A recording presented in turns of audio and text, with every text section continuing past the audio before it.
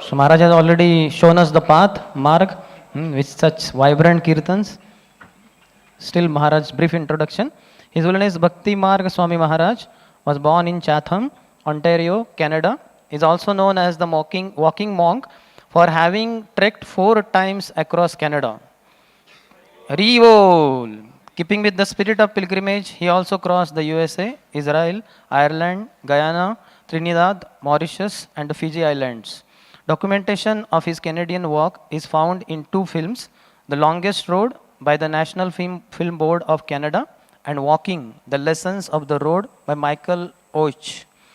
As a youth, Swami was a student of fine arts but took to the life of a Hare Krishna monk at the age 20 in 1973. Although pursuing monastic ways, he maintains artistic expression through several mediums. As a playwright, he produces and directs avant-garde productions based on themes from the Vedic epics of India. Wherever he travels, he engages talented local youth as the production's actors, dancers, choreographers, and technical crews. During the pandemic, live theatre wasn't an option, so Bhaktimarga Swami took to creating 2 short films, Grandsire and The Embassy. The Embassy garnered the Crown Wood and Chambal International Film Festival Awards and was a quarter finalist in the Canadian International Short Film Festival. In 2022, Swami released his highly anticipated first publication, The Saffron Path, Trekking the Globe with the Walking Monk, detailing his adventures and insights as an international marathon walker. Future publications are set in motion, including a collection of original poems. The Walking Monk is also an instructor of Bhakti Yoga, a leader of musical mantra meditation called Kirtan, and a speaker on the science of the self based on the ancient teachings of the Gita. Also, Maharaj has written many poems. They will be soon published. So we had first-hand experience of Maharaj vibrant kirtans. He made whole of temple was moving everywhere. How we are going from here there? I don't think any Guru Puja was there in which we moved all over the temple. So Maharaj made us move all over. So Maharaj is very expert. He also arranges many dramas. I have personally witnessed in Mayapur. Such amazing dramas he produces and he directs personally. They are such high class, filled with such devotion that anybody who watches them will be, his heart will be moved with devotion. So let us welcome Maharaj to Shri Radha Vrindavan Chandra Temple by once chanting Hare Krishna Mahamantra. Hare Krishna, Hare Krishna, Krishna Krishna, Hare Hare, Hare Rama, Rama Rama, Hare Hare. His Holiness Bhaktimarga Swami Maharaj ki. Haribol. Thank you so much for that nice introduction, and it's always a pleasure to be here with this very vibrant community, and thanks to Radhesham and all of his great devotees for making this such a beautiful place of bhakti, devotion. Before we start the Bhagavatam class, I thought I would just share one poem that I wrote, and it's to do with this month, Kartik, okay? And so here we are, and then we'll start the Bhagavatam class. I'm going to take this down, no offense, just a little prickly, Okay, this is called Charm Boy. It's about Krishna. He is both menacing and adorable. His sweet innocence reveals he's not deplorable. Babyhood charm is written all over his face, and wherever he is, he transforms that very place. That space is on earth and beyond the skies too.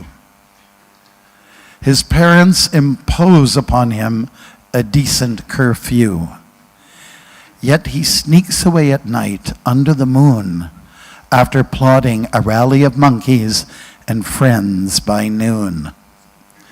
The plot is to scout the neighbors' homes and swarm their butterstock like bees to honeycombs. There is success in the break and enter. He is definitely left, right, and center. He then gets caught red-handed by his mother, for his hands are moistened by thick, smooth butter. His mother decides he must learn a good lesson. She grabs a stick and starts a chasing session. But he's fast on his feet. With speed he goes. She runs, and due to fatigue, she slows. Tossing out the stick, she manages to stop him. From here on, it may appear to look grim. But not so. She secures a rope to bind the boy. For both persons, there's a mix of fear and joy.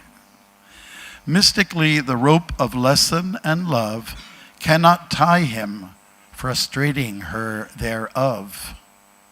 So, he surrenders to her will of good intent, convinced that her love is 100%.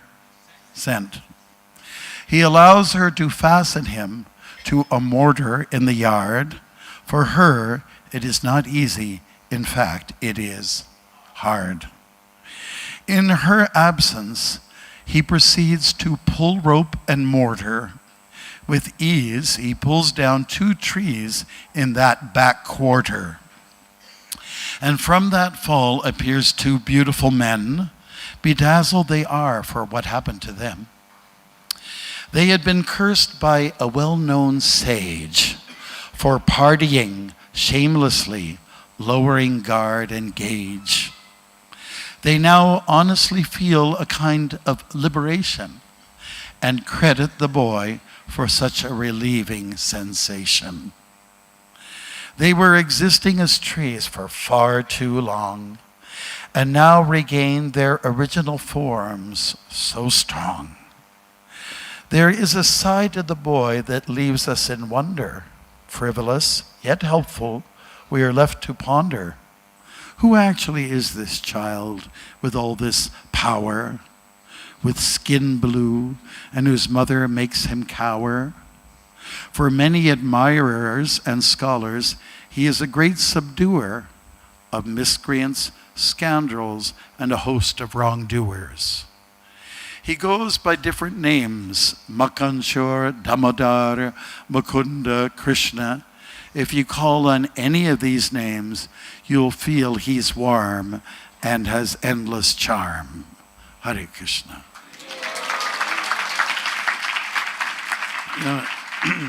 Okay. Jaya Radha Madhava Kunja Bihari.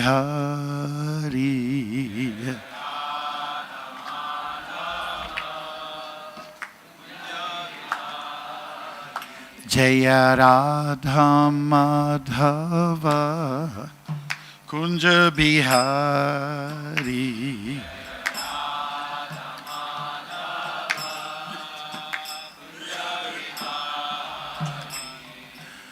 Gopi Janavallabha Girvaradhari.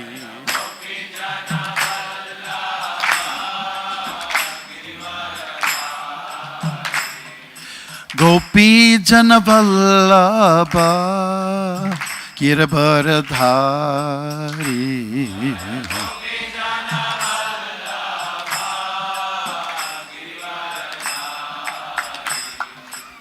Yashoda Nandana Brajajana Ranjana. Yashoda Nandana Brajajana Ranjana. Yashoda Nandana Brajajana Ranjana.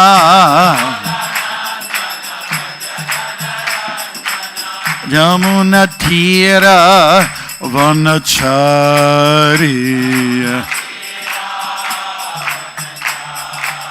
Yamuna Tira Vanachari. Jaya Radha Madhava Kunja Bihari.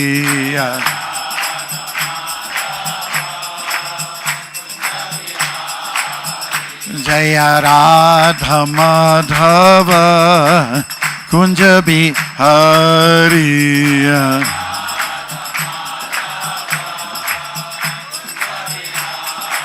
Jaya Radha Madhava Kunja Bihari.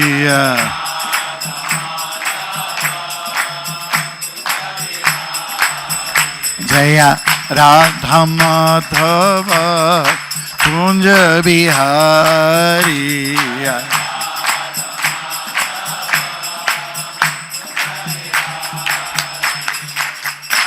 Om Namo Bhagavate Vasudevaya. Om Namo Bhagavate Vasudevaya. Om Namo Bhagavate Vasudevaya. Om Jnanatimirandasya Jnananjana Shalakaya Chakshurunmilitam Yena Tasmai Sri Gurave Namaha. I was born in the darkest ignorance. My spiritual master opened my eyes with the torch of knowledge. I offer my respectful obeisances unto him. Srila Prabhupada ki jai. Today we're looking at Canto 6, Chapter 14, King Chitraketu's Lamentation. And it's text number 14, I believe. And it ends up with 17. And that's what we're going to look at. Angira Uvacha. Is that everything? Is it going to be translation or it will be? Online, okay. So I just keep rolling it out? I don't have to, okay. All right. So we're looking at some verses here, which I'll express in English, and then we'll get to the final verse. Okay, once upon a time, when the powerful sage named Angira was traveling all over the universe without engagement.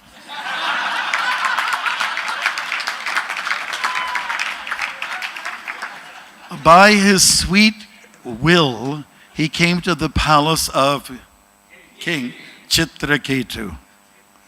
That's text 14. Now 15. Chitraketu immediately stood from his throne and offered him worship.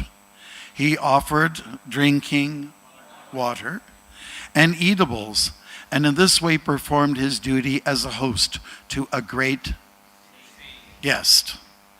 When the rishi was seated very comfortably, the king, restraining his mind and senses, sat on the ground at the side of the rishi's feet. Text 16. O King Parikshit, when Chitraketu bent low in humility, was seated on the lotus feet of the great sage, the sage congratulated him for his humility and hospitality.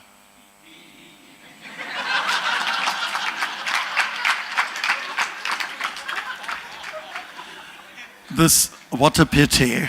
Okay. The sage addressed him in the following words. Angira Uvacha Apite Namayang Swasti Prakritinam Tathatmanaha Yatha Prakriti Gupta Puman Raja Saptabihi. Maharaj, would you like? Angira Uvacha.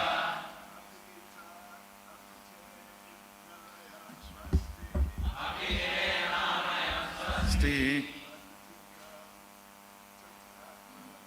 Praktinam Tatatmanaha.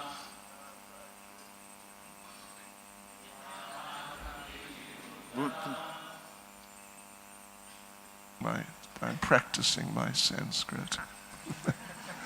Puman Raja Cha Saptabi. Puman Raja Saptabihi.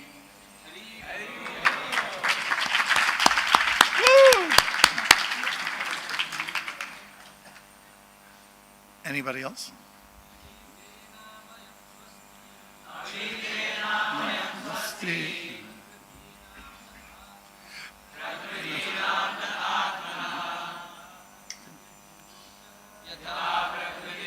Gupta Punaraja Saptibihi Madhajis Gira Vacha Vite Namayang Swasti Praktinam Tatmanaha Yata Prakriti Abhita Pumaraja Saptibihi. There was an echo there earlier. Yara Uvacha Abhite Namayang Swasti Praktinam Tatatmanaha Yata Prakriti Gupta Pumanraja Saptibihi Angira Uvacha. The great sage Angira said,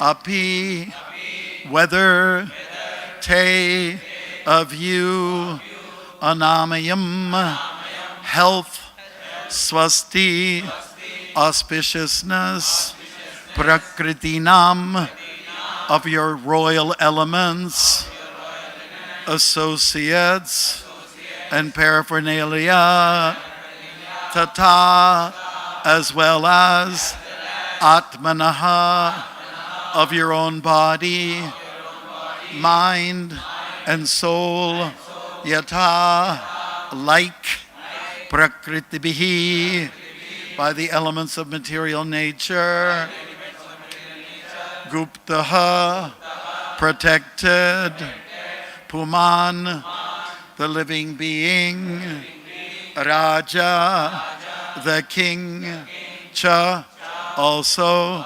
saptibihi, by 7, translation. The great sage Angira said, my dear king, I hope that your body and mind and your royal associates and paraphernalia are well. When the 7 properties of material nature, the total material energy, the ego, and the 5 objects of sense gratification are in proper order, the living entity within the material elements is happy. Without these 7 elements, one cannot exist. Similarly, a king is always protected by, that's the ego. Okay. Okay, echo again. Without these 7 elements, one cannot exist. Similarly, a king is always protected by 7 elements: his instructor, Swami or Guru, his ministers, his kingdom, his fort, his treasury, his royal order, and his friends. Jai. Should we say it again? For everyone's benefit? Yes? Okay, whatever you say. You're my boss. The great sage Angira said, my dear king, I hope that your body and mind and your your royal associates and paraphernalia are well. When the 7 properties of material nature, the total material energy, the ego, and the 5 objects of sense gratification are in proper order, the living entity within the material elements is happy. Without these 7 elements, one cannot exist.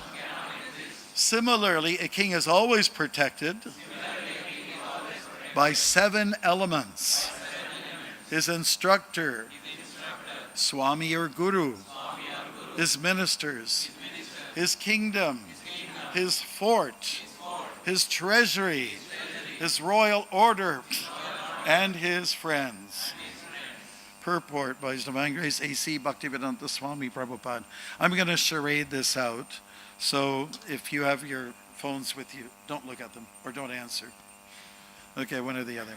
As is quoted by Sridhar Swami in his Bhagavatam commentary, Swam Amakyao Janapada Durga Dravina Sanchaya Dando Mitram Cha Tasyaita Sapta Prakritayo Mata. A king is not alone. He first has his spiritual master, the supreme guide. Then comes his ministers, his kingdom, his fortifications, his treasury, his system of law, and his friends or allies. If these 7 are properly maintained, the king is happy. Similarly, as explained in Bhagavad Gita, Tenosmin yata dehe. That's it. That's all it says. The living entity. It's getting cold. The soul is within the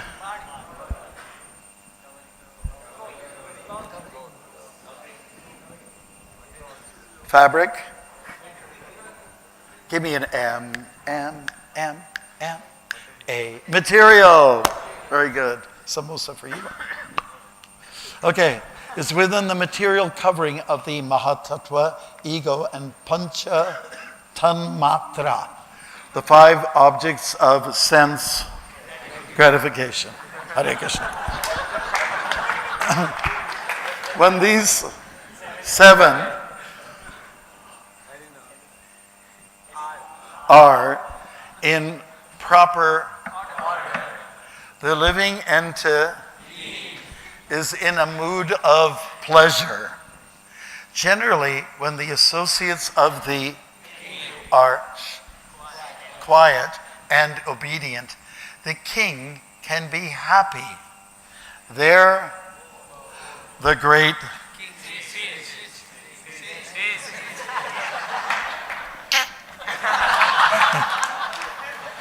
Therefore, the great sage Angira Rishi inquired about the king's personal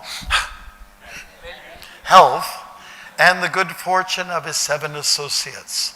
When we inquire from a friend whether everything is well, we are concerned not only with his personal self, but also with his family. Oh, gone. Okay. His source of income and his associates or servants. All of them must be hello. Well, and then a person can be happy. Hare Krishna. Thank you very much for helping us out with the purport.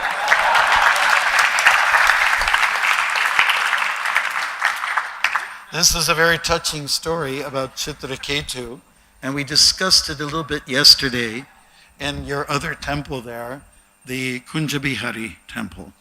We were there yesterday. It's possible to do that. And we know that King Chitraketu was in lamentation. That's the title of the chapter. And one of the things that he was lamenting about is just a common theme in the Vedic literatures, not just with the Bhagavatam, not just with the Puranic stories or like the Ramayana or any of the other stories that are epical. It's a theme that it runs parallel to this. A king is getting older. He has to think about succession planning. He has to think about who's going to take over. And so to ensure that there will be someone to take over within the clan, he has a number of wives, because kings, just to kind of qualify the particular culture, kings usually were resourceful, so they had many wives. chapter 18, text 43, talks about the Kshatriyas. They're very resourceful, they're charitable, they have determination, they have fighting skills and all the other, courageous and so on like that. So the king would be ensured of a child.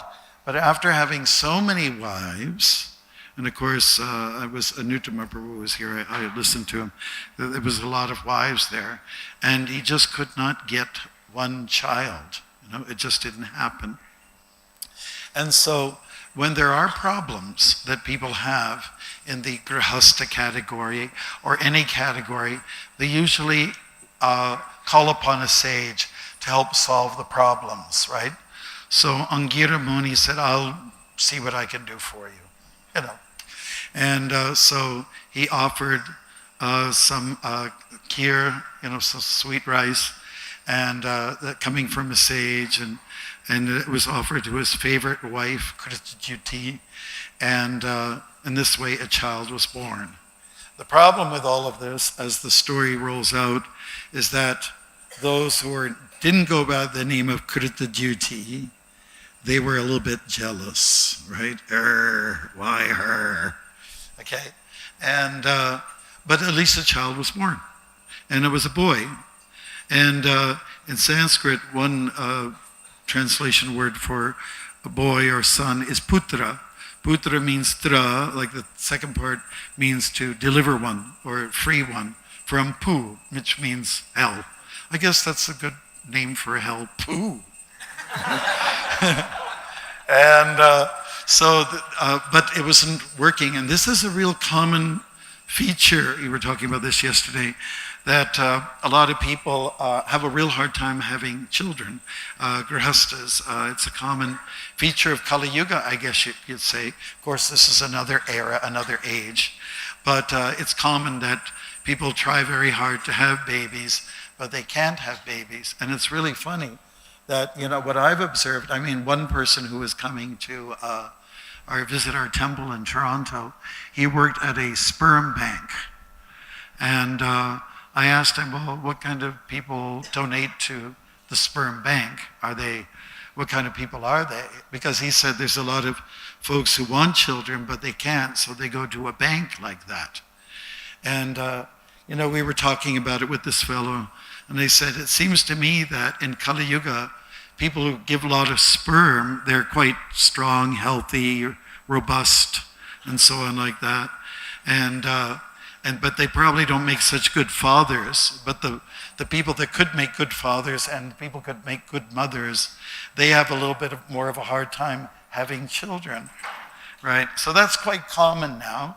And we find there's a very strong sort of, sentiment in the air, and that people get together, as in having a relationship, partnership, but they're not interested in having babies because babies are expensive. You have to, all the clothes they want and toys are very expensive. And when it comes to buying a pair of shoes, it has to be brand name, and it costs a lot of money. So that's one reason why people decide we won't have kids. And another reason is that, this world, it's crappy. This world, it's a mess. Look at how everyone's confused. Look what they're teaching in our schools, confusing young children about the gender stuff. And so I don't think I want to have children now. We'll have a relationship, but we won't have children. So that's common. It's really, and there's another thing about babies means that you have to sacrifice. You have to give a lot of yourself. You have to change diapers. I'm just preparing some of you, change diapers. And, after the second or third time, it's not a big deal. But the first time, oh my God, And so that's there. It's really, you learn how to do service on the best level, when it comes to having a baby, because that child is totally dependent on you. So it's a really good learning curve. But a lot of people choose to have a lot of fun, but they don't want to take the responsibility with it. So it's kind of selfish. It's a selfish culture out there. And so there's a lot of people that are not having babies. And that's called the no kidding program. No kidding. No kids. Yes. And so the case with King Chitraketu is that it was very frustrating for him, but finally a child arrived, a child that was named one who gives pleasure and pain. And that reminds us a little bit of what the material world is all about. You know the verse, Matra sparshasta konteya, shitoshna sukadukkada, agama pahano nityas, tangstatiksha swabharata. Okay. So that verse in the Bhagavad Gita is all about, dualities and extremities. And, what's good about living in extremities, like some people say, Maharaj, don't you want to walk through India? I said, no, thank you. It's too hot, okay? Too hot for me. I said, why don't you move to Canada?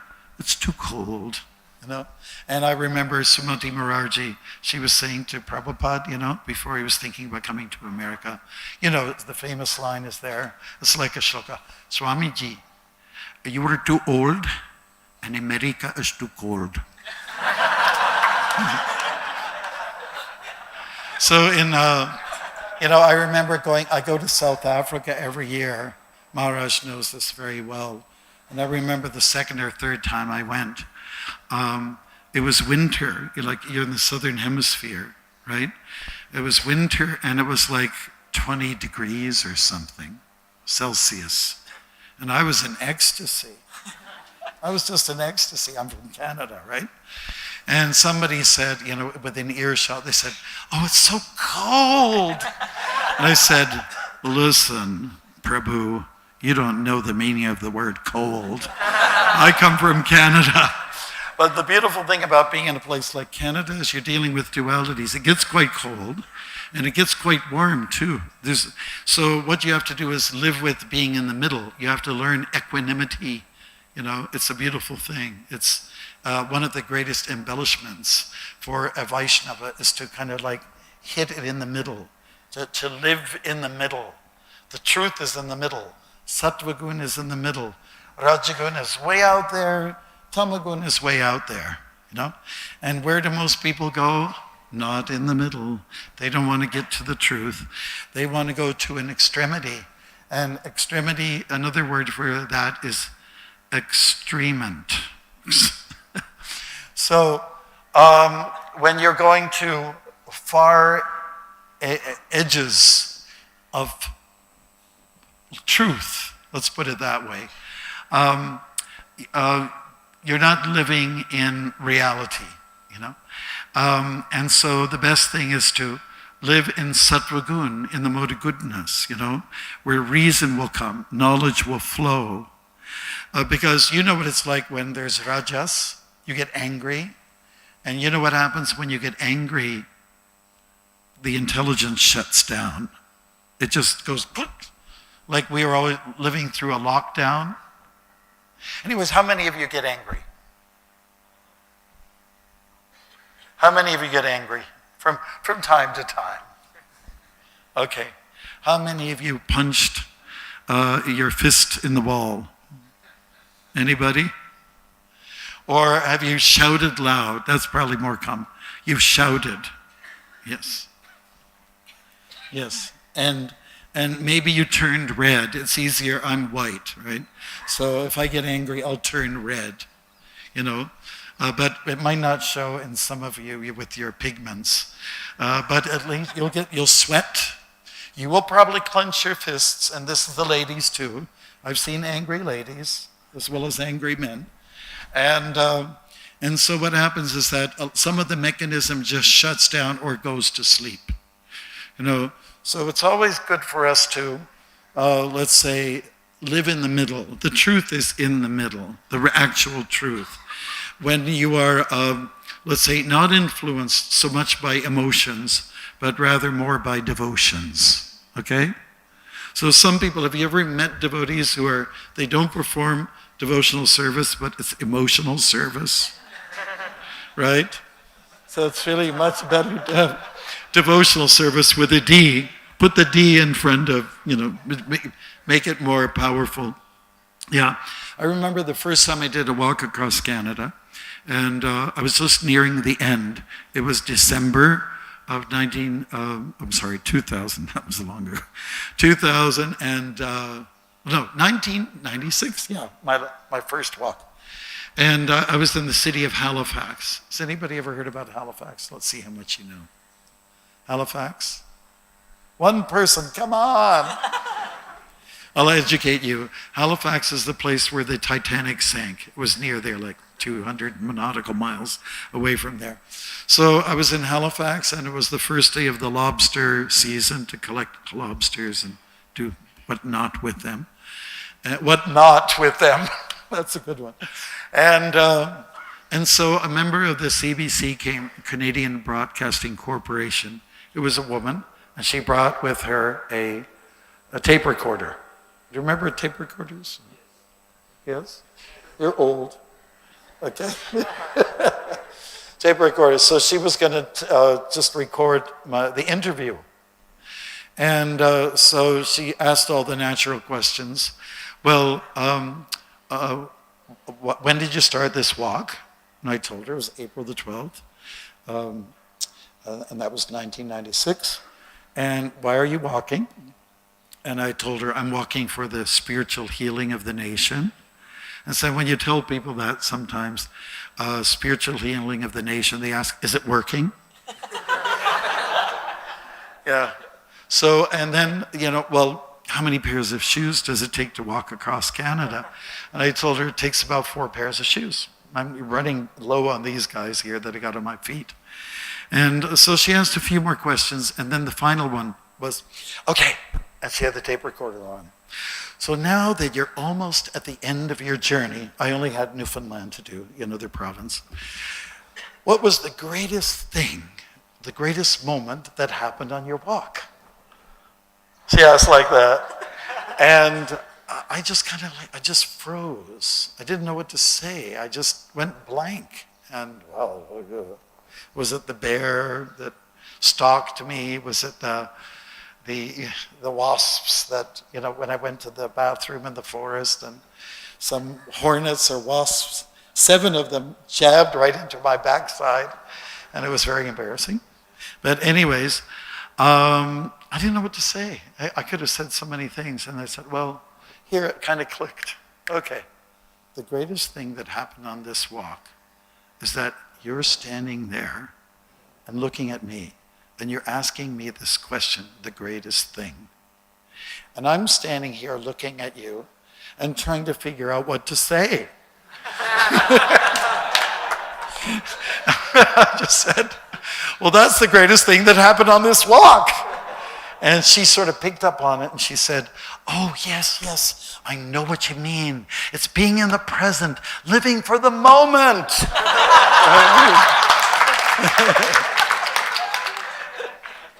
So living for the moment means that you're attentive to the moment, and you're very much living in the mode of goodness. Okay, so Sattva-gun means, we always translate as goodness, but maybe there's some other words that will also help to make it a little bit more clear. Thoughtful. How about that one? Thoughtful. Do you like that word? Please say yes. Yes. God, thank you. Okay, please say it.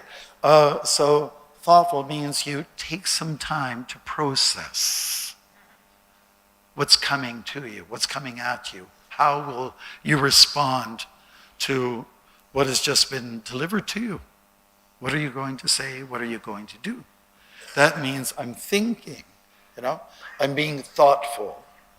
Whereas when you're in the Rajagun, you don't take a deep breath when someone says something nasty to you, and you just want to fire back. So, you're giving me your Rajagun, I'll give you back more Rajagun. And then it just goes like back and forth and back and forth, and somebody, usually the best person, just shuts up at some point. I'm not getting anywhere, I'm walking away. Right. So it's like that. When you're angry, emotions stir up real fast that don't need to be there because you're not thoughtful, because the brain shuts down. And in the mode of tamagun, okay, what is Rajagun? Let's have a word for that. We always say it's passion. But what is passion? What is passion? Is there another word for it? Or instinct? Is that what you said? Stinking or instinct? Instinct. Okay. Instinct. Okay. Anything else? Huh? Impulsive. Love it. Yeah. Impulsive. That's a fact. And you're not thinking. Also, we can say sex impulse. It could be that. It could be just speed. Those are good descriptions of how to understand the Rajaguna. And if you were to color it, you would color it. Which color? Red. Right. Is it Brahma portrayed? He's the god of Rajas, right? And oftentimes he's portrayed as being a bit red, right? Now, Tamagun, mode of ignorance, that's what we call it, ignorance. What might be another word to give it a little bit more descriptiveness? Madness? Laziness. Lazy and crazy. Okay? Yeah, absolutely. And no thought process, no impulse, but you're down to the lowest level of the mode of ignorance. And so to thrive in this world, we might need a little bit of everything. Everyone needs to sleep a little bit. And you need to sort of shut down and say, I don't want to think anymore. I've been thinking all day at work, And now I'm at home and I'm thinking again. I just want to shut down and have a nice sleep. Take some nice nighty-night herbal tea. By the way, it's still cold. And then have a nice sleep, right? There's nothing wrong with that.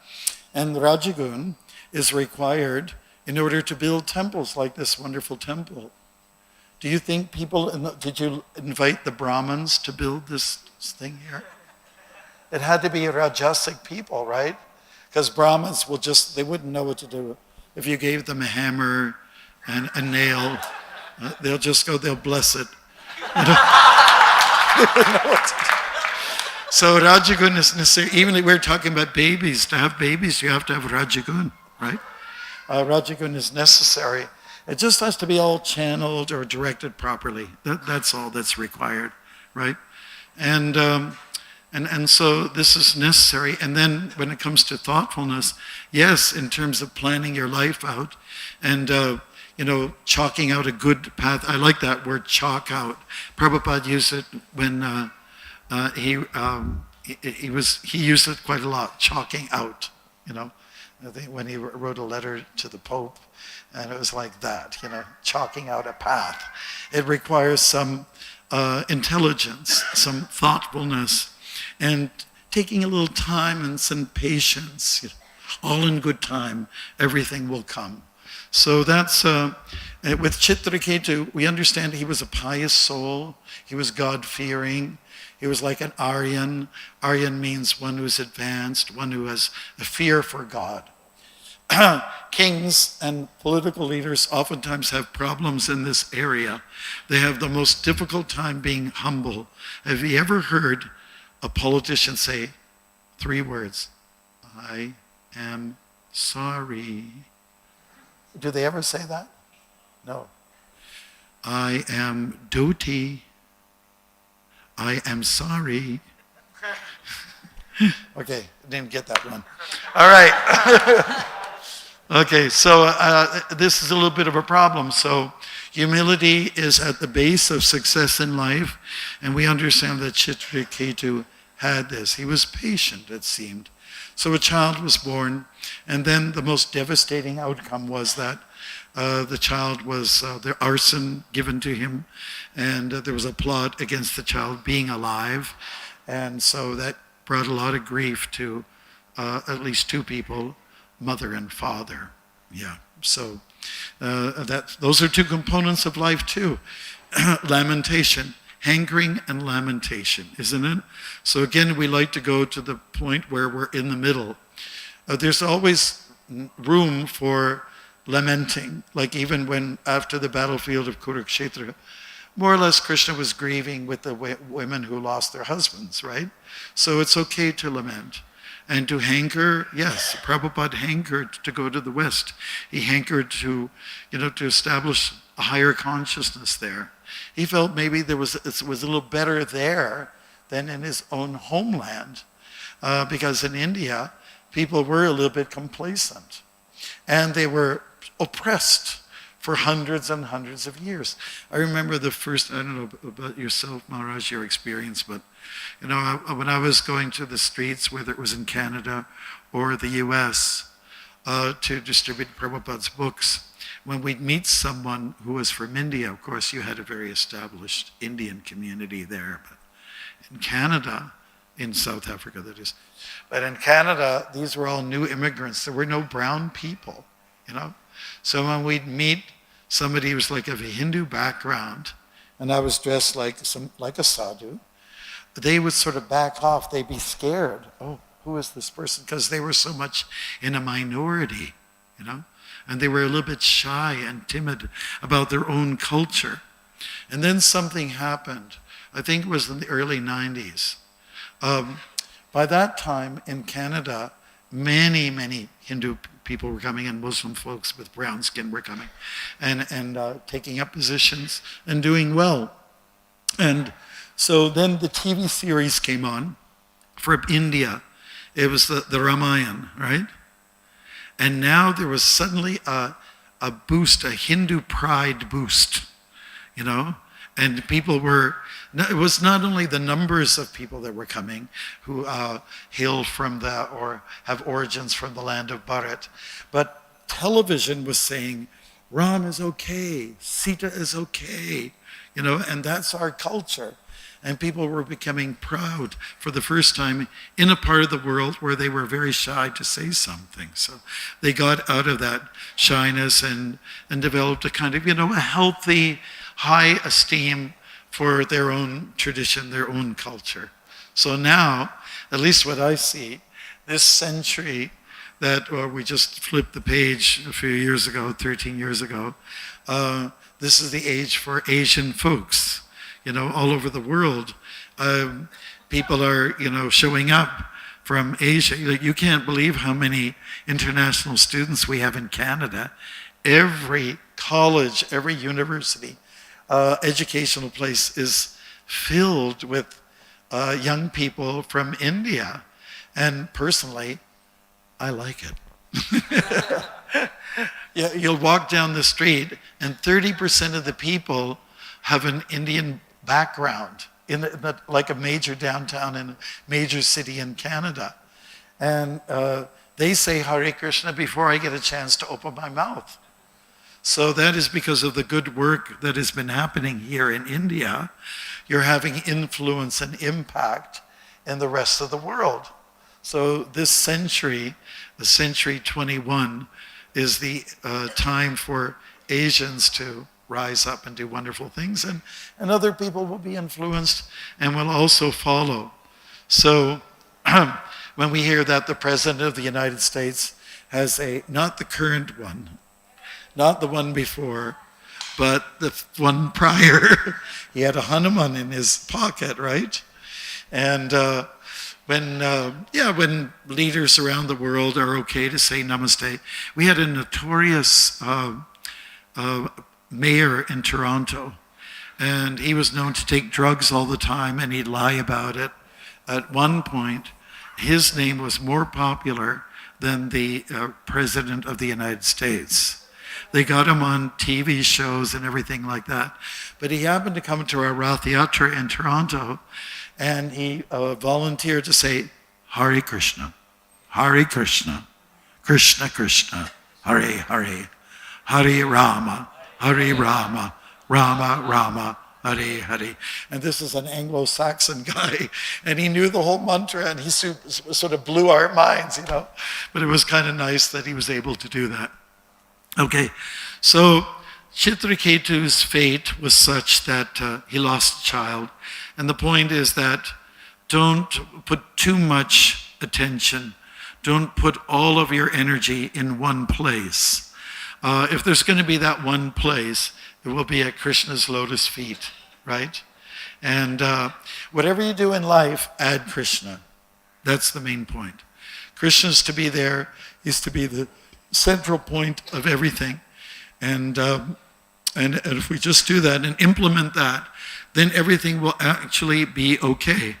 So when I first started to do these walks, these marathon walks, some of my godbrothers, some of my peers were like, "What are you doing?" "I'm walking." Sannyas walks. Sannyasis walk. And some didn't understand. And so it just became an addict for walking, and I continued on. But the public, they understand, oh yeah, you're a monk, so monks walk. Monks have lead a simple life. And it was just, we got 100% positive response from people, pretty much. Just once in a while, you'd get a negative reaction. Once in a while. I was in one place in British Columbia, and this was on my first walk, and someone was in a red convertible, and they slowed down just to make sure I was hearing what they're saying. And they were driving, they slowed down and said, "Get out of town." Okay? Like some cowboy, right? From a Western movie or something like that. And then he drove off, picked up speed. And then I said, well, why would he say something like that? Obviously, I'm a guest, I'm a visitor here. And so I started to process. I thought it was going to be a little thoughtful, So then it came to my mind, listen, if I see him on the other end of town, I'll walk right up to him and say, you told me that I should get right out of town. Well, you know what? Your town isn't worth staying in. So I can be tit for tat, I can be nasty, but then in my processing, I was thinking, well, Bhaktimarga Swami, you're a Swami, you represent Prabhupada, you can't be nasty, So then I changed my scenario. I thought the next time someone shouts out something that's not so nice, whether it's foul language or whatever, I thought that, and when they drive off, I'll just go like this, come on over, come back. Shh. Talk, you and me together. So that was what I was going to do. I rehearsed it in my mind. That's what I was going to do. So the next time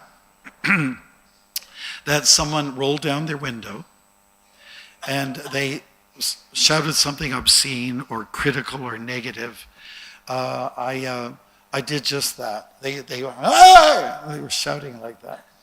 And they drove off, and I went like this, and they went through the rear view mirror. They looked at the rear, and then they came back. They did a U-turn and came back right to where I was.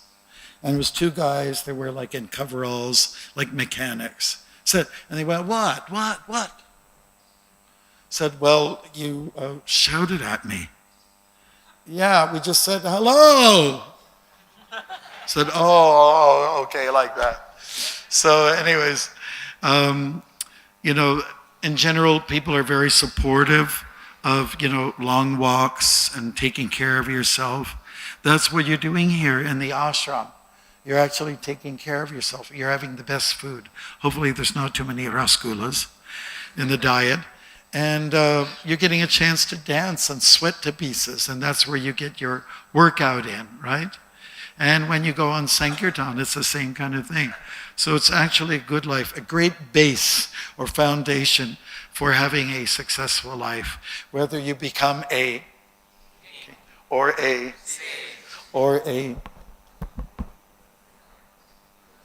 homeless person, Krishna has to be there in your life. Yeah, unfortunately, I've got to know some people who ended up living under a bridge, and they were a devotee at one time, and something snapped inside. They got into intoxication, and they kind of lost their grace from Krishna. But Krishna's grace is unlimited, and if you just sort of call out for help, he'll always come and do something for you. He never fails. Jai. So thank you very much for listening. It is now 9:06, and I think I'm supposed to ask questions if you have any at all. based on anything. Kings, wives. Of course, I don't have experience. I've not been... Wife? Yes. I don't mean to be disrespectful, but I think I was probably a father in my past life and had many kids and so on, but not this life. I want to be weird and different. Haribol. Hare Krishna. Hare Krishna. Yeah. Maharaj, when we read this pastime of Chitraketu, and this has happened millions of years before, and it was a very cultural setup. So, if Chitraketu's wife's jealousy is fine because only one of the wife has got the child, but going to the extent of killing seems to be very unnatural in that setup. If somebody's home, Angira Muni kind of sage is coming and the king is so cultured, naturally the wives also must be like that. Even an ordinary devotee who starts practicing devotional service, so he start feeling that I should not kill any living entity. That is even that they are actually worried of killing. Because the Angira Muni came, therefore you feel surcharged spiritually. You wouldn't be thinking about killing. Is that what you're trying to say? No, I was just thinking that how the wives of Chitraketu could to take that action of killing the child. Yes. Why did they take the action? I didn't ask them. No. But I just wanted to say that these stories, they also reach extreme levels, you know. It would be even hard to accept 1 million wives. Not one of them could bear a child, you know. So I think that just like one time I was at this was my second walk across Canada, and it was a Friday afternoon, and a guy pulled over in one of those muscle trucks. But he actually had, he was a corporate guy. He had a suit on and everything like that. And he said, would you like a ride? And I said, well, I'm not taking any rides. I'm walking across the country. Oh, really? What for? And I told him. And then he said, well, you know, I've been dabbling with Buddhism, you know, to some degree. I've been sort of playing around with that in my mind. But my mind reverts to what I was raised in. I was a Christian, but I'm not sure about Christianity. They have such far-out stories. They're far-fetched, you know. And then I said, oh, you mean like the guy that got the big boat built, and he went into this ark, and there was a male and female giraffe. They came in, and the lions, and the whole boat was filled with people. You know, that kind of a story. Said, yeah, that kind of a story. I don't know if I believe in Christianity because the stories are so way out there. And then I said to him, well, if you think those stories are really far-fetched, you should check out our books. My God. You know, so like, if you want to go and accept myth or truth, it doesn't matter. You have to get to the essence of the stories, the essence. So, and then the truth will come. So the essence here is that the worst that someone could go is to kill the baby, and especially when it comes to women. They're soft-hearted, right? And you would never dream of a woman doing that, you know? What to speak of them all rallying together. But the point is that the story is there to help us understand that there's the epitome of evil, and that's represented by these ladies. And then there's epitome of goodness, like in the case of like the innocent king and his wife, the favored wife, and Angira Muni. So I think you have to grab the essence. So when I spoke to the fellow on the side of the road, said we have far out stories, but the essence is this. It's called bhakti. It's called bhakti. It means it's like, and it's a kind of love that's very deep, deeper than any romance that you get in this world, you know. And he really liked that. So you have to get to the essence, whether it's a story that seems to be believable, or whether it's one that looks like it's a what would you call it? Just some imaginary tale to get a point across. So is that a good answer? Is that all right? Right. Yes. Hare Krishna Maharaj. Maharaj, we were emphasizing on point that instead of going to extremes of passion and ignorance, we should remain in goodness, in the center. So how one can remain in goodness? How can we stay in goodness? Usually the answer to a question like that is the same. Associate with sadhus. So give some time to people who are very cool-headed. You hear that cool head is a good thing, right? You remember Prabhupada was talking to a journalist in the UK, and that was the time when the mini skirts were in. They were very short above the knee, and Prabhupada thought that was a little bit humorous, And so this lady, she was asking a lot of good questions, and then she asked, "So why do you shave your heads?" And he said, "It is better to have a cool head than to have cool legs." And he pointed to her legs. So it's mode of goodness means you are moderate by wisdom. It's wisdom that moderates everything, tempers everything. Just like the notion, what we hear so many times, I am not this body, I'm a spirit. You have to remind yourselves of that. And then you can act accordingly, right? So the best thing is to get sattvic, read Prabhupada's books, associate with people who embody the essence of the books, stay with them, spend some time with them, And that's how you get a cool head. And getting a cool head means chanting nicely. Getting a cool head means going for a forest bath, walk through the forest. But I just want to tell you, I find it hard to find a forest here. It was very hard for me. Everything else here was very perfect, but I couldn't find a forest to go to. So I miss my jungle. Yes. Is that okay, Baru? Just sadhu sangha. Be in the right company. You might be spending time with people who are irritable, but you have to do yourself a favor and spend some time in the day where you'll be with sattvic people. And then you'll take on their qualities. Isn't it? Anything else? Mataji?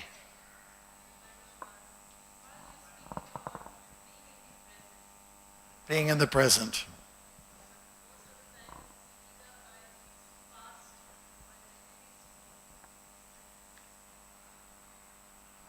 Thank you, Maharaj, for this wonderful class and a lot of lessons to learn from them.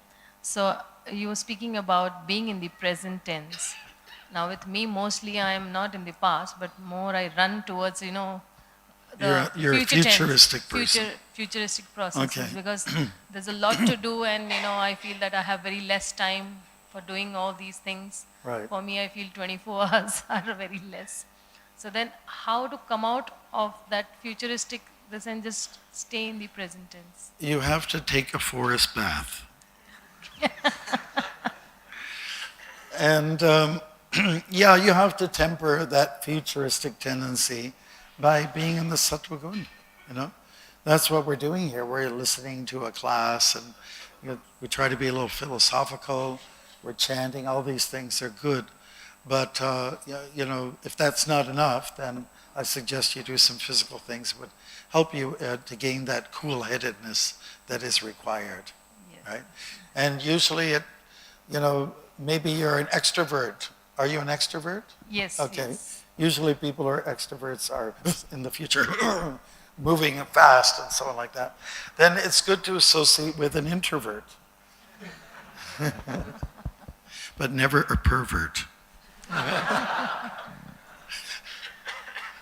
Is that okay? Also, Maharaj, you were saying that in devotional life, sometimes we don't get those emotions, because I feel I'm a hard-hearted person. And devotional service means you have emotions. Emotions for devotees, you have emotions for deities, you have emotion for that process, what you're doing. In fact, even you need emotions for chanting. But because of my hard-heartedness, I don't have those natural emotions. How can I cultivate those emotions? Yeah, so what you're talking about is a kind of an illness, and we're all born with it. But when you're an ill person, usually you go to a doctor. And when you go to a doctor, or you go to a clinic, and in the clinic there's a room for patients. So you have a chance to be patient, okay, before you get to the doctor. Now the doctor will then give you prescriptions and this and that, and you will have demands like, why isn't it working? I've been taking it for so many months and it's not working for me. So again, mode of passion. And relax.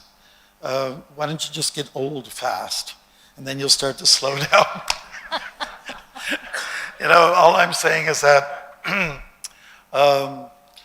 exercise patience.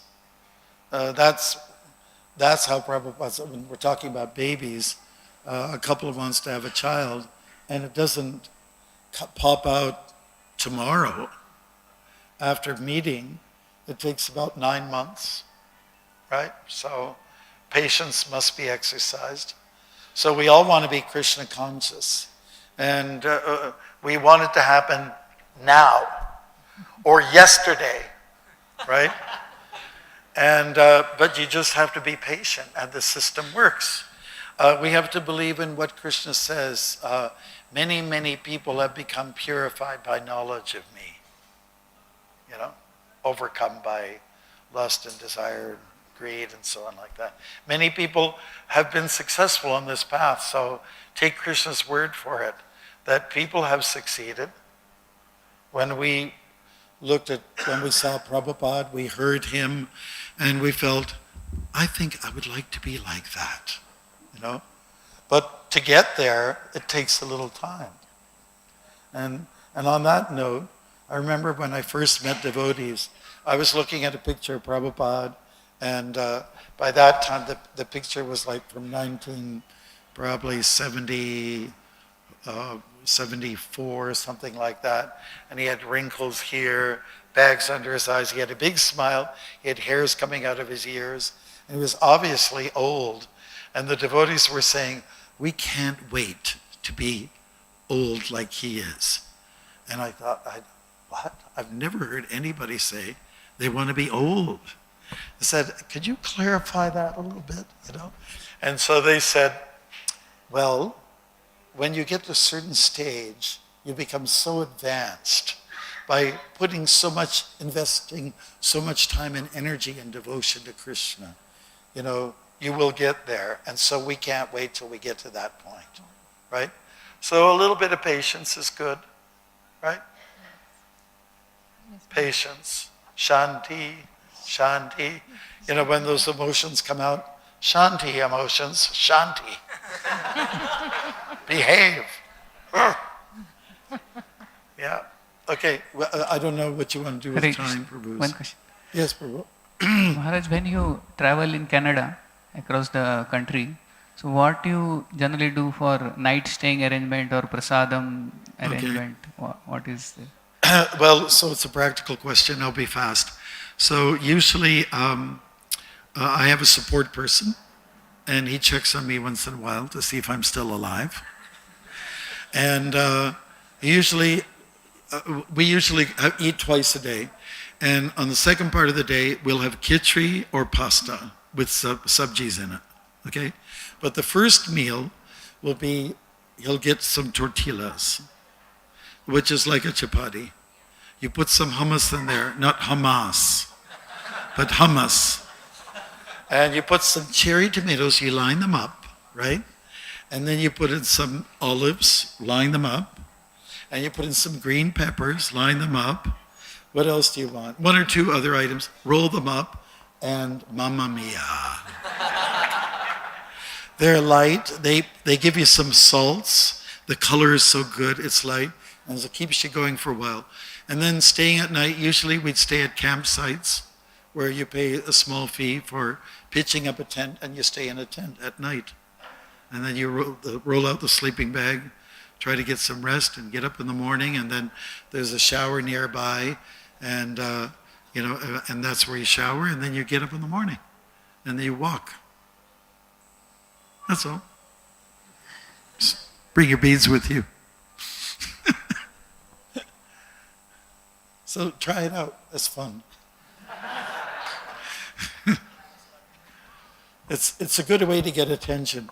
Like when a lot of times people hear, oh, there's a monk coming into town. Something good is going to happen.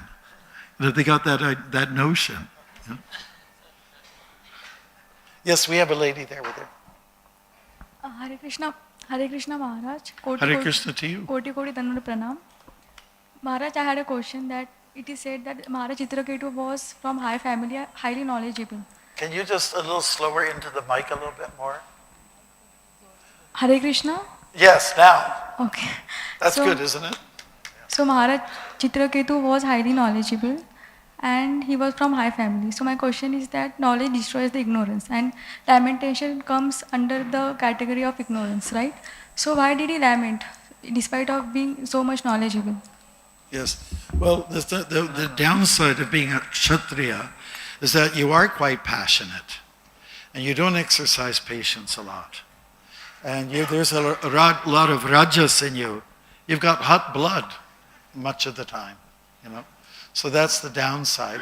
The good thing about being a Kshatriya in the days of the Vedic times is there was always a Brahmin around that would help you to get that cool head. Is that okay? That association was there. Okay, so anyways, we still have hands up there. Maharaj, thank you so much for the enthusiastic class, really overwhelming. And the question is that, Maharaj, could you please share some of your adventurous walk where you come across some kind of bears, crazy bears? Do you want to do that now? Because we're running a little bit late. Maybe in a gist. I did the other night in the hall. Many of us have not experienced that. He wasn't there? It's up to you, Prabhu. I'm not managing this place. I know I can talk about the bear if you want. Yes, Maharaj. Okay, all right. We'll be quick and we'll make it riveting as much as possible. Okay, so it was my third walk across Canada, and I thought it was really strange that Canada's probably got the most bears of any country in the world, on the planet. And why is it that I haven't seen one? It's my third walk. I saw a little black bear cub get hit. Well, actually I saw him when he was dead. I didn't see him living. And that's the only trace of a bear that I've seen on the walk. I've seen them other times. So I prayed to Krishna. I said, Krishna, it would be so nice if you could come in the form of a bear. And just like out of all the walks, it happened 20 minutes later. A grizzly bear was on the road, and it was a quiet road, 2 lanes, and they're big. They're monsters, you know. So I was walking with my support guy at the time, and the grizzly bear was coming towards us. And then finally a motorist tooted his horn. There was hardly any traffic. It was so quiet. And we were in a sort of a national park area. There's no buildings, no houses, nothing. Just wilderness. So anyways, a motorist tooted his horn and the bear took off.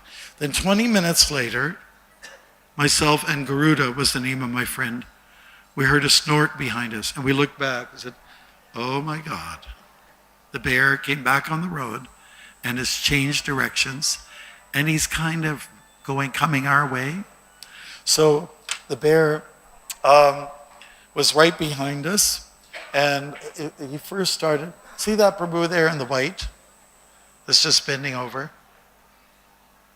That guy who's bending over, is bending his back and telling everyone what to do. That person. Okay, the bear was there initially. And then he has a bigger, what you call gait or stride. And he was coming kind of at us, and we were smart enough not to run. That's the worst thing to do. Don't run, he'll come right after you. So we kept a cool head. And we started to talk to him a little bit, while walking sort of backwards. You're big, you're strong. We tried to show we're not fearful, right? We also raised up our arms a little bit, because when you're meeting bears in the forest, they don't have good eyesight. They have good smell, but our eyes are small. So if you look big, they might be intimidated, but usually not grizzly bears. So we tried everything. And then Garuda and I were doing Namaste Narasimhaya. What are we going to do? I don't know. And I remember thinking in my mind, if he starts to charge, Garuda could go this way and I can go that way on the road, and at least one of us was safe. Yeah. We just had no defense. We didn't have bear spray. We didn't have rocks to throw at him. Nothing. No sticks, nothing. So we just depended on Krishna. And then, as he was just like right by us, right there, like where you are. You with the Peru. You. This is how close the bear was to us. And then we heard suddenly something like a lion's roar in the distance.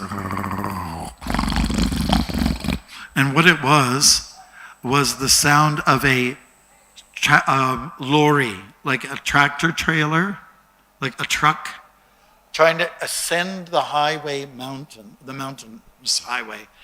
And it just, you can hear the engine, and then he would change the clutch, because it really is a big. So in the mountain valley, there was all this echo, right? And we knew what was happening down at the bottom of the valley. But the bear didn't. He was just continue to walk. He looked this way and that way. He was like a little bit concerned, And then the truck came closer and closer and closer, got bigger and bigger and bigger. And then finally the bear felt the road shaking under his paws, like this. And then finally he figured out there's something behind him. So he looked out, and then he decided, he took off. Choo! And so the moral of the story is, you have to watch what you pray for.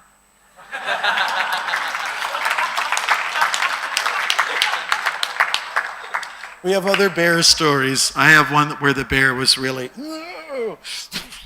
like this, and we were near her cubs, But anyways, the worst form of wilderness out there, it's not bears, it's not mountain lions, it's not mosquitoes or black flies, but it's Homo sapiens, human beings. Yeah? They're the very dangerous ones. Okay, is that okay? All right, thank you so much. I guess we better.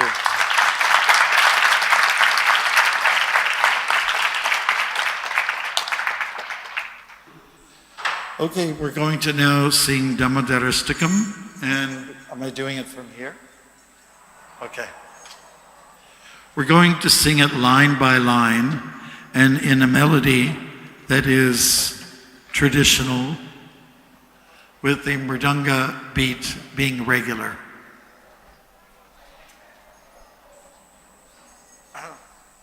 Oh, yeah.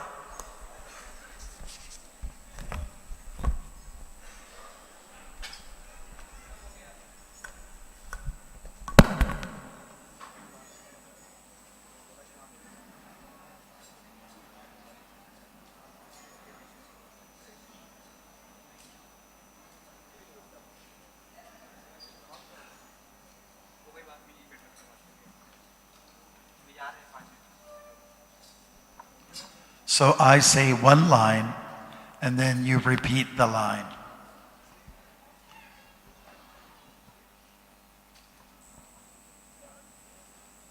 Regular. Just regular. A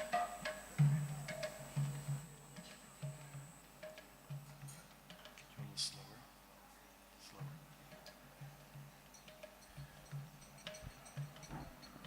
Okay. Namang Ishwaran Satchidananda Rupam.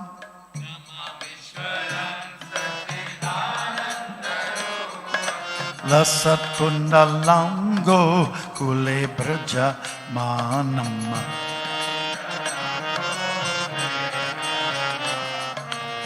Yashoda biyoluka ladavamanam.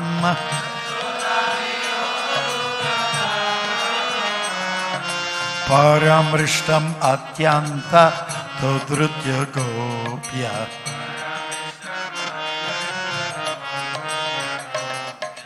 Rudam tan muhurinitra yugmang brajantam.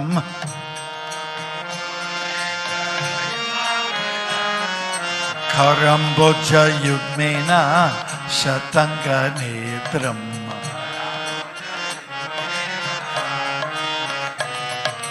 Bhusvasa kampa tri rekanka kampa.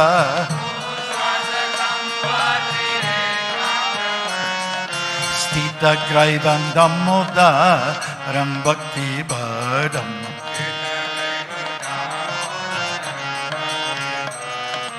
Iti driksvalila bir ananda kunde.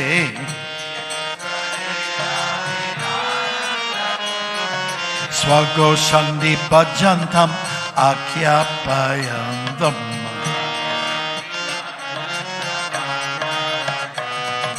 Tadi sitagnishu bhaktair chittadvanga. Puna prematastang shattavritti vande.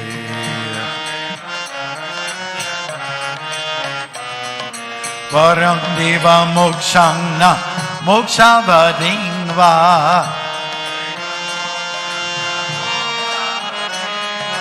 Nachayang vrineyangva rishadabhiya.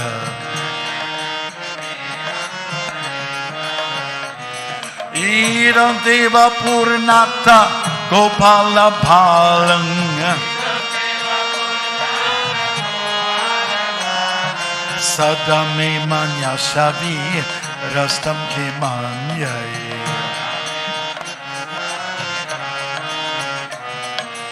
Idam te mukambojam atyanta nilaera.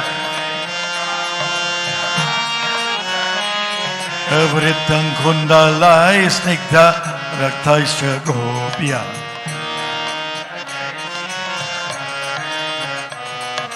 Muschumbitam bimba ratatarame.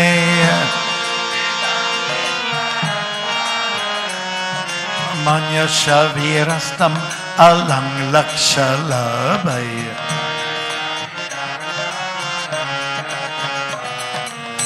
Namo deva damodar ananta vishnu.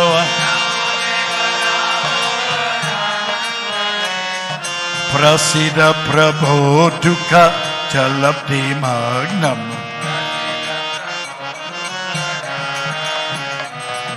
Kripa drishti vristyati dinang bhattanu.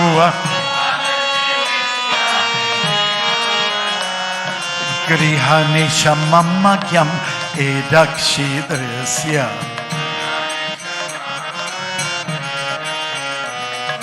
Kuvarapma chaupatha murtyavayadvat.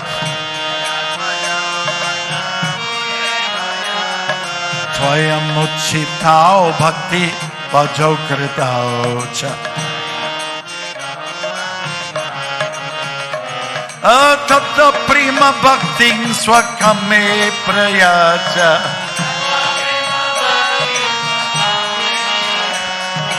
Namo chigraho misti damodareya.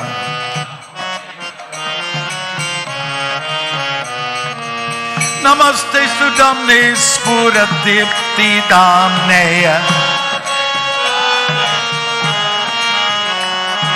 Tvadiyo dharayata visvasya damne.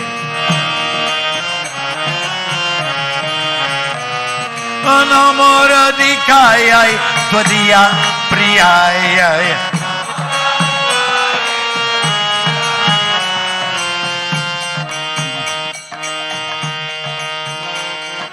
Namo Nanta Lilaya Devaya Tubhyam.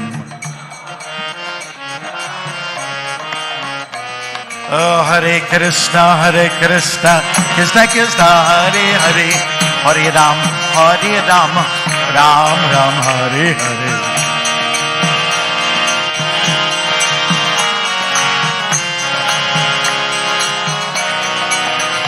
Hare Krishna, Krishna Krishna, Hare Hare, Hare Ram, Ram Ram, Hare Hare.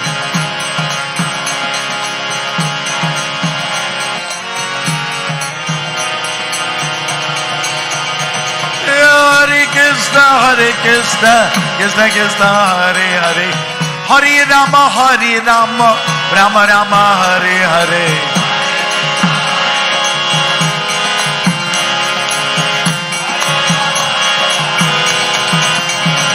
Hare Krishna, Krishna Krishna, Hare Hare, Hare Ram, Ram Ram, Hare Hare.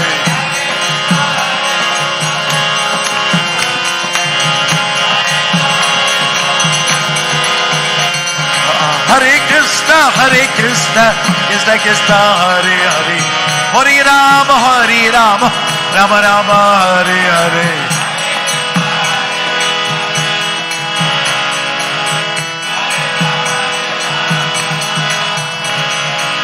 Hare Krishna, Krishna Krishna, Hare Hare, Hare Ram, Ram Ram, Hare Hare.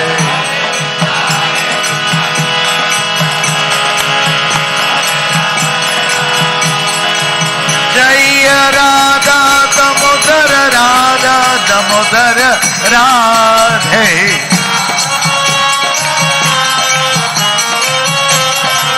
Jaya Radha Damodara, Radha Damodara, Radhe.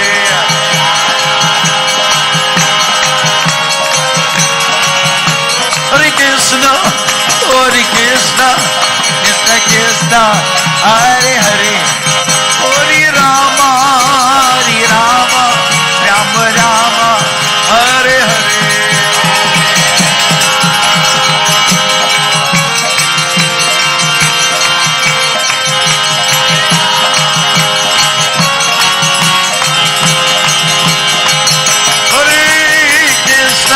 Hare Krishna, Krishna, Hare Hare, Hare Rama, Ram Rama, Hare Hare.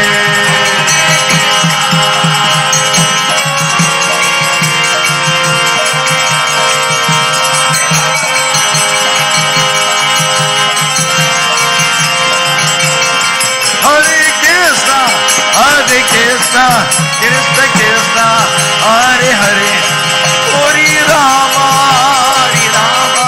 Ram Rama, Hare Hare.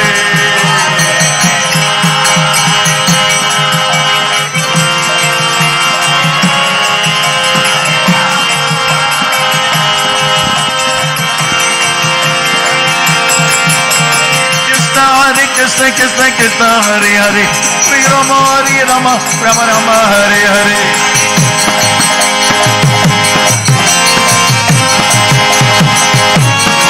Jaya Prabhupada,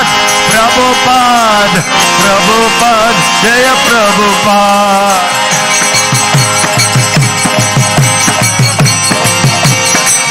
Jaya Prabhupada, Prabhupada.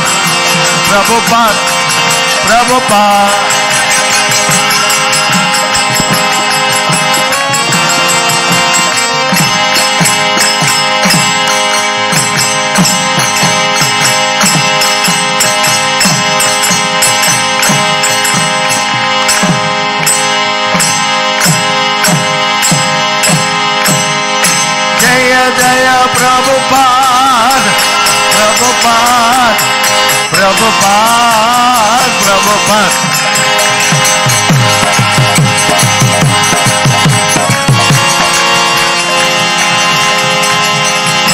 Gaur Premanandi, Hare Hare Bol.